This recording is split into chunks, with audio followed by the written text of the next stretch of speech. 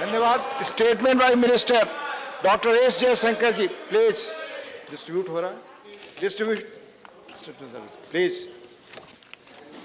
Chairman, sir, I rise to make a statement to this august House on the situation in Ukraine and the implications that it has had for India, including for our nationals resident there.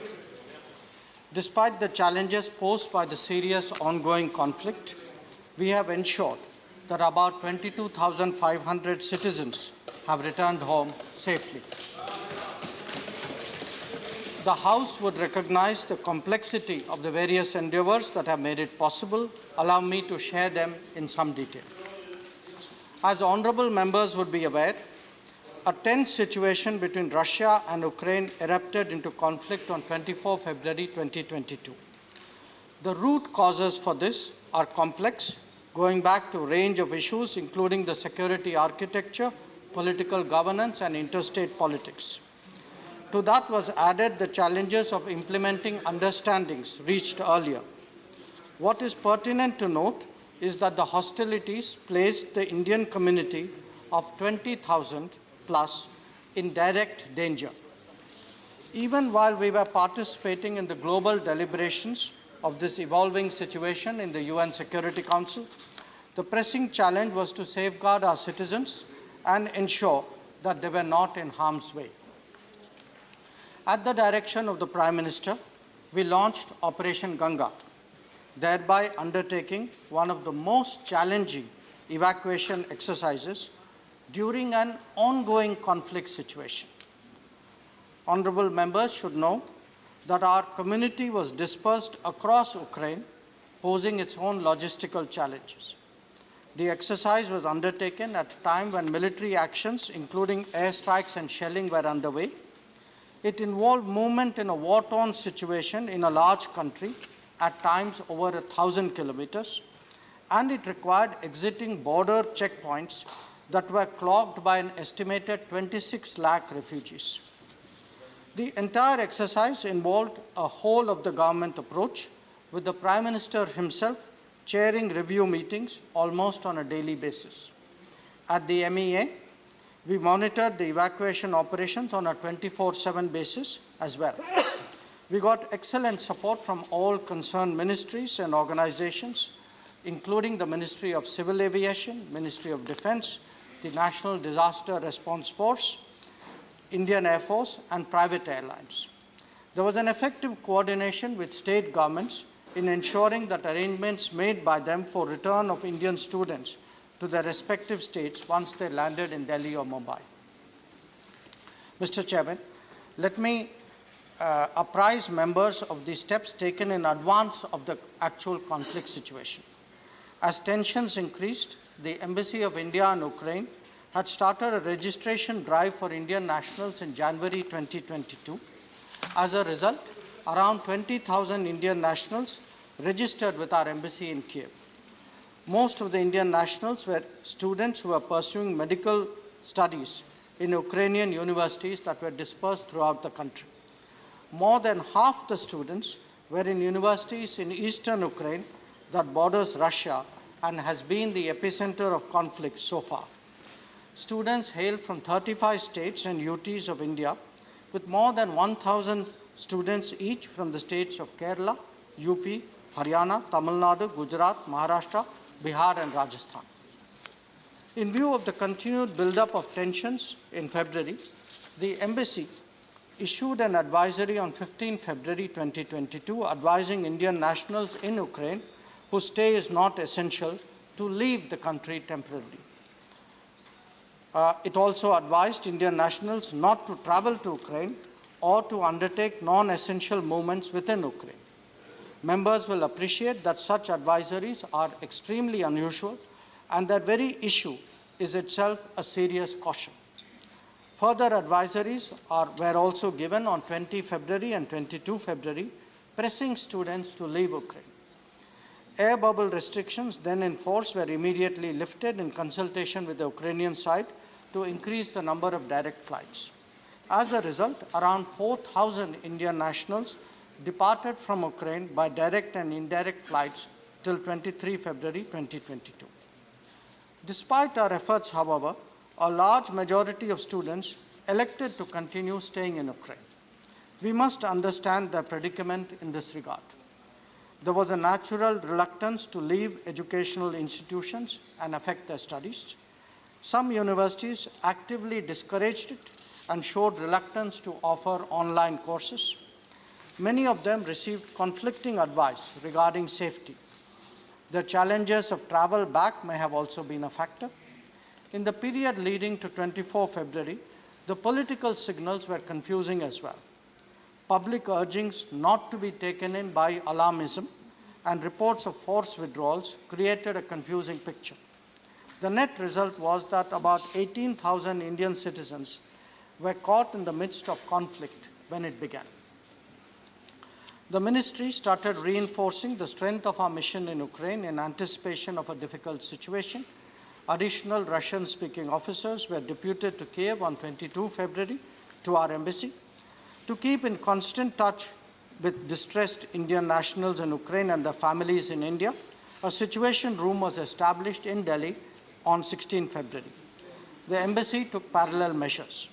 The MES situation room was ramped up to over 100 personnel, allowing them to respond to over 13,000 calls and 9,000 emails till date. The strategy for evacuation was to take out Indian nationals from western neighboring countries of Ukraine, that were Poland, Slovak Republic, Hungary, Romania, and Moldova. This was necessitated due to the closure of Ukrainian airspace on 24 February. To carry this out, we were required to strengthen our missions in these countries so that they could deploy teams at the border points, set up transit camps, operate effective control rooms, and facilitate the large number of air flights. Along with that, they also handled incoming humanitarian assistance. 47 additional MEA officials were dispatched to ensure these objectives, supplementing a pre-existing embassy strength of 58. Honorable members should appreciate that along with our embassy personnel, these officials have gone to extraordinary lengths in difficult circumstances to ensure that Operation Ganga was successful. Their constant intervention at border checkpoints helped to address severe challenges posed by over-congestion. The liaison with local governments and community organizations was responsible for the boarding, lodging, and medical attention of evacuees. And of course, they handled the complexity of flight operations on the ground so that the return home was a smoother process. Under Operation Ganga, 90 flights have been operated, out of which 76 were civilian flights and 14 were Indian Air Force flights. The evacuation flights were from Romania, Poland, Hungary, and Slovakia. While Indian Air Force rose to the occasion, most of the private airlines, and that includes Air India Express, Indigo, SpiceJet, Vistara, Go Air, and Air Asia, also participated enthusiastically. During this period, Prime Minister himself spoke to the presidents of Russia and Ukraine on multiple occasions. He specifically took up the issue of safe evacuation of Indian nationals, especially from Kharkiv and Sumy. Prime Minister also spoke to the Prime Ministers of Romania, Slovak Republic, and Hungary, and the President of Poland to seek their support for facilitation of entry of Indian nationals to their countries. I most sincerely thank these partner nations for opening their doors and helping our citizens in our hour of need. Chairman, sir, I was also in constant touch with my own counterparts in Ukraine, Russia, Poland, Romania, Hungary, Slovakia, and Moldova for similar reasons. Foreign Secretary maintained contact with ambassadors of Ukraine and Russia and New Delhi, while our ambassador in Kiev and Moscow followed up with their respective capitals. Prime Minister deputed 4 union ministers as special envoys to Romania, Hungary, Slovak Republic, and Poland to facilitate Operation Ganga. This included Shri Jyotiraditya Scindia to Romania, Shri Kiren Rijiju to Slovak Republic, Shri Hardeep Singh Puri to Hungary, and General Shri VK Singh to Poland. Their personal supervision of the evacuation process made a substantial difference in the ease of border crossing and the care taken of our citizens thereafter. The most challenging part of the evacuation exercise was that of evacuating Indian nationals from Kharkiv and Sumy. Both the places witnessed heavy shelling and airstrikes. Many options were worked out to evacuate students through buses and trains. A team from our embassy in Moscow had also been sent to the Russia-Ukraine border to facilitate the possible evacuation of Indian students through Belgorod and Kursk.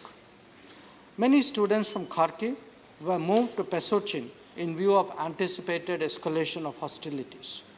While our efforts were able to stave off some of the more extreme scenarios, their presence in a safety zone allowed for subsequent ferrying through buses to the western borders.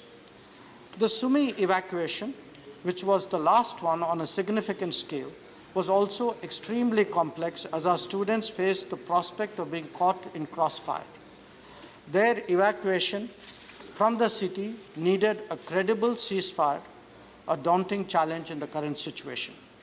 This finally materialized, Chairman Sir, due to the personal intervention of the Prime Minister himself with the Presidents of Ukraine and Russia.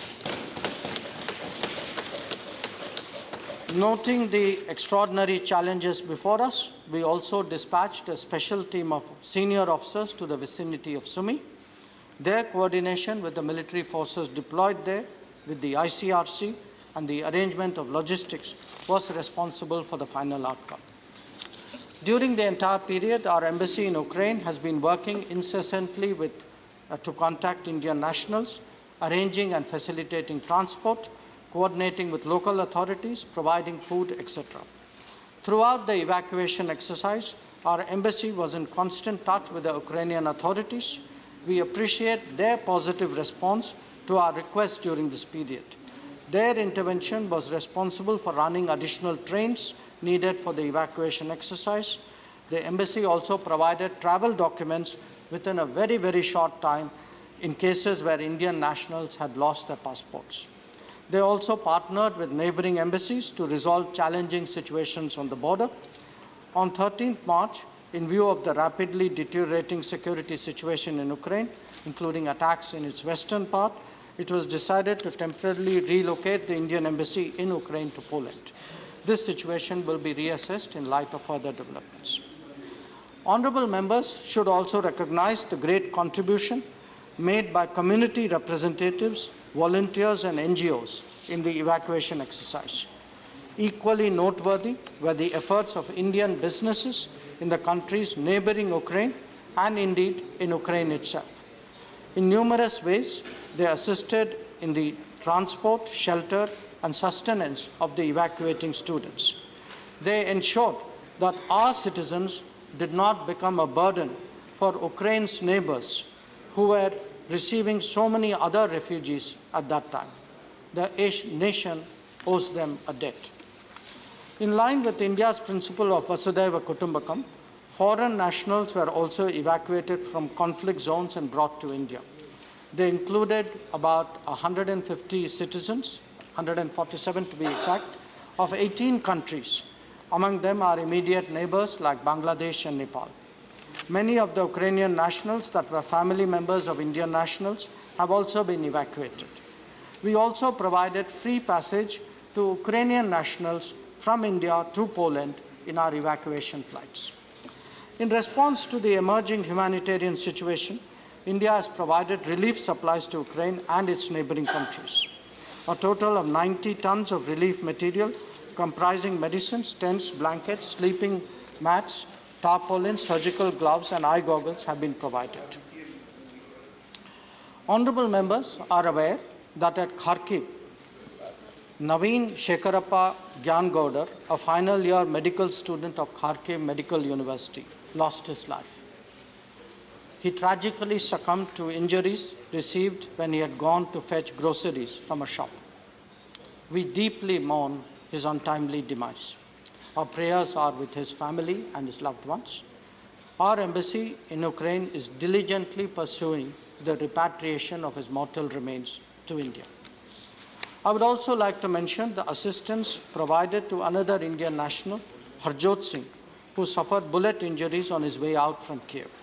His medical expenses were taken care of and arrangements made for his movement from Kiev to the Polish border. He was brought back in an IAF flight to India, accompanied by a doctor arranged by our mission in Poland. Chairman, sir, the unfolding developments in Ukraine have simultaneously played out in the United Nations, in particular the Security Council, where India is serving as a non-permanent member. India's position on the Ukraine conflict has been steadfast and consistent. We have expressed deep concern at the worsening situation and called for immediate cessation of violence and end to all hostilities.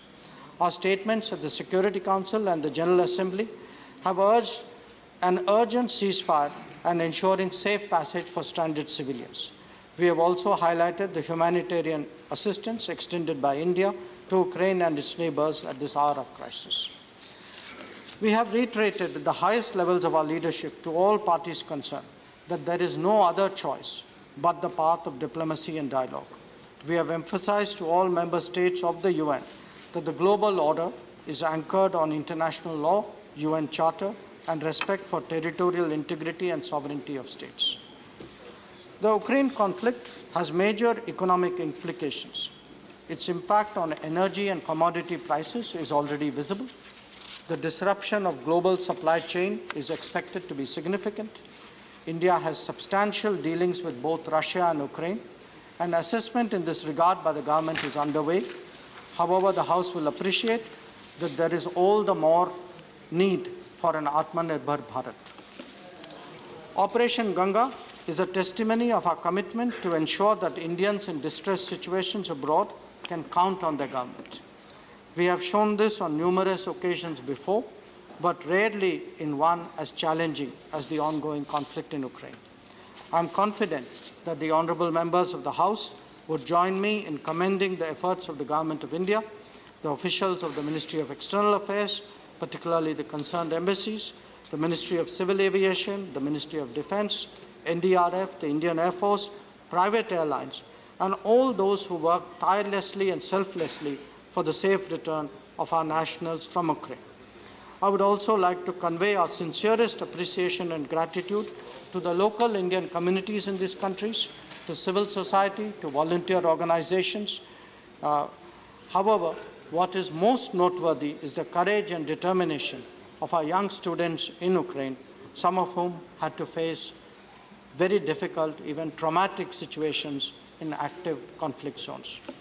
Honourable members, these are undeniably challenging times, but the House may rest assured that whether it is our approach to the political situation, the implications for the economy, or the welfare of Indians abroad, our government will respond with the confidence, diligence, and responsibility that has been our hallmark. Thank you. Now, clarifications on the statement.